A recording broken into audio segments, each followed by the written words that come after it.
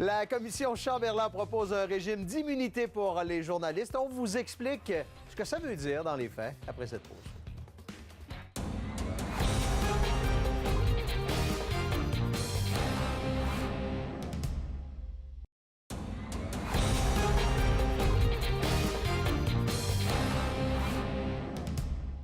Tout ça a commencé, entre autres, par le cas Lagacé, la surveillance des lignes téléphoniques de journalistes. Puis là, la commission Chamberlain a entendu des gens, puis aujourd'hui, on propose une loi pour mieux protéger les sources. Oui, c'est vraiment l'une des principales recommandations du rapport qu'on peut lire en ligne, qui est disponible plus de 200 pages, si vous avez du temps.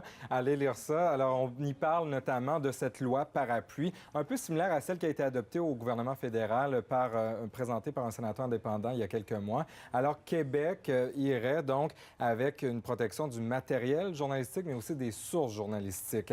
On explique que la vérification des faits, des carnets d'appels des journalistes Patrick Lagacé, Marie-Maude Denis, ont été faits avant même d'avoir vérifié les appels des policiers qui étaient sous enquête. Alors, on a dénoté un manque de sensibilité, de connaissance et de précaution de la part des enquêteurs là-dedans et qu'il faudrait mieux encadrer le travail des enquêteurs. C'est un rapport qui parle d'une situation assez préoccupante et particulièrement au service de police de la Ville de Montréal. On parle d'une véritable problématique là-bas, Bruno, parce que les enquêteurs pouvaient décider eux-mêmes des moyens qu'ils allaient prendre et ils étaient libres, eux seuls, donc, de leur discrétion et du travail qu'ils allaient faire.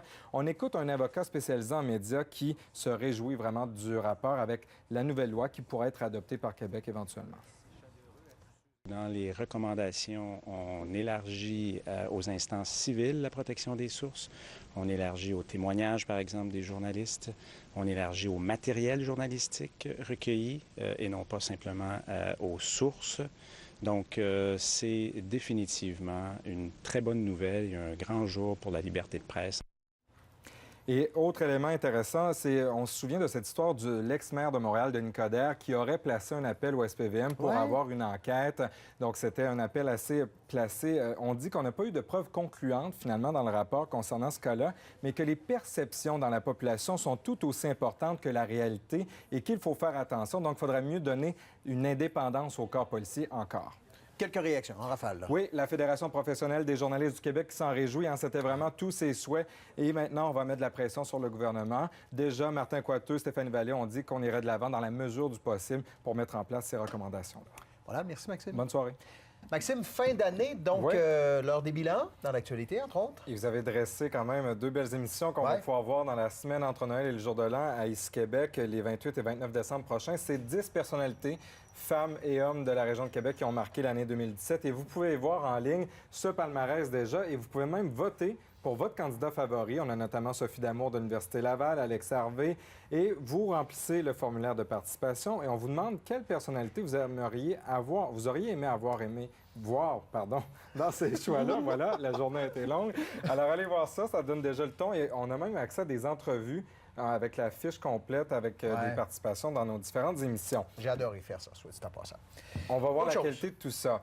Mais on voit votre talent aussi pour emballer des cadeaux, parce qu'on lance un concours à Ici-Québec. Regardez bien ce que ça donne. C'est des capsules que vous pouvez voir sur notre site à radiocanada.ca/emballage. On donne 500 $ pour une carte cadeau aux Galeries de la Capitale. Et voilà nos têtes d'affiche qui ont participé à un concours d'emballage. C'était pas facile non plus, là, cette forme cylindrique. Mais là, vous avez eu de l'aide. Non, pas du tout. Pas d'aide, non. Il y avait un chronomètre, cependant. Nous avions 8 minutes pour emballer cette forme que je ne saurais décrire. Impossible à emballer. On a eu beaucoup de plaisir à faire ça. Puis effectivement, on était chronométrés. Oui. C'est vrai, là. Et Claude et vous m'avez impressionné. Vraiment, bravo. Vous avez déjà pour favori. la main. Bravo.